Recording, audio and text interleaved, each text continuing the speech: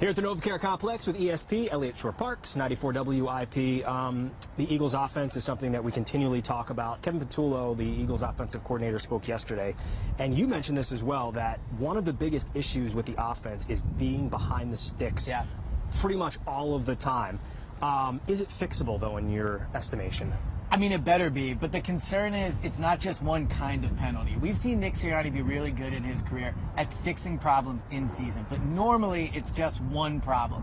The issue here is there's pre-snap penalties, there's post-snap penalties. When they run the ball, they often fall behind the sticks because Saquon gets cut for a loss, or maybe he only gets 1 yard, and now you're in 2nd and long, which often creates 3rd and long. An issue they're facing is they face the longest on average 3rd down in the NFL. That's why they go 3 and out all the time. They face the toughest 3rd down in the NFL. So we can talk about the coaching, the players, and everyone needs to be better.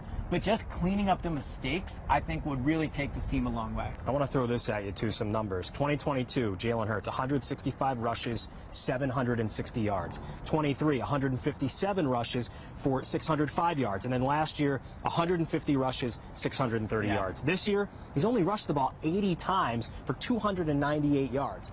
Is it possible that if they begin to lean on him as a runner more, that they might be able to maybe not fix things, but they can open it up a little bit? It would definitely help. I mean, last year when Saquon had arguably the best season ever for a running back, most total yards, including the playoffs, Jalen was part of that. And Saquon said often how much Jalen being his quarterback helps.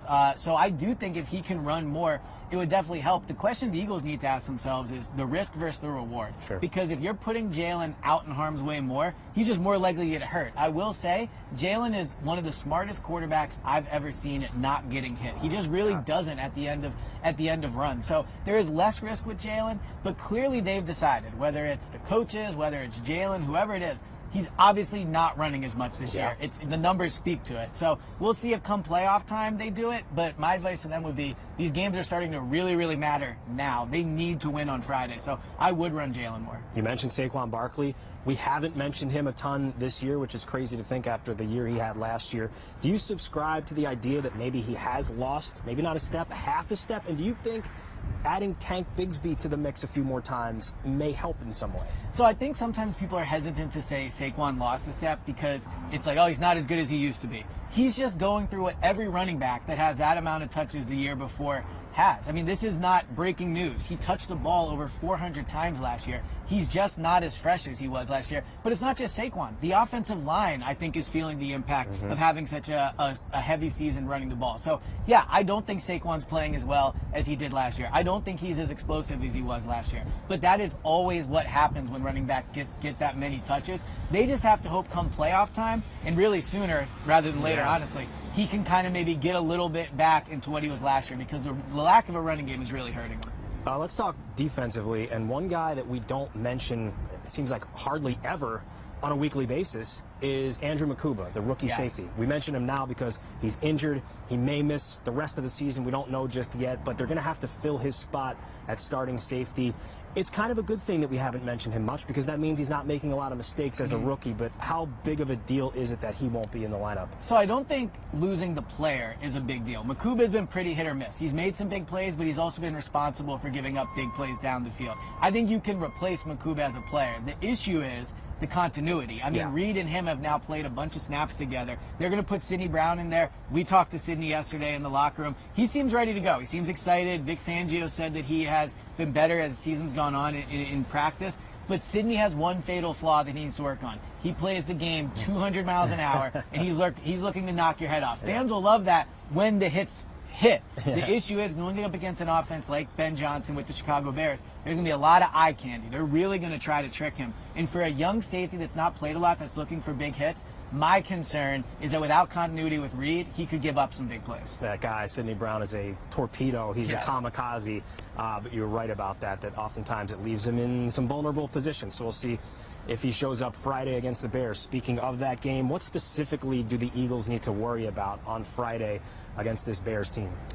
So I would say one of the bigger worries for this game would be that the Bears actually do have a really good offensive line. And the reason that could hurt the Eagles is because they run the ball really well, and the Eagles' defense is now built from the inside out. Last year they won with the back seven. This year it's been the front four that's played better. The Bears don't allow a lot of pressure. They run the ball well. They control the clock. They convert on third down. And I think that presents a problem for this Eagles defense. They're a defensive team now. So really, when you go into a game, you have to ask yourself, can this defense stop the opposing offense? And I think they can stop Chicago, but that offensive line is going to be a concern. This could be a really good matchup, though, on the flip side for an Eagles offense that obviously has struggled to gain traction because the Bears' defense is very opportunistic. They have the most interceptions in football with 16, but they give up a ton of big plays, 39 plays through the air of 20 yards or more.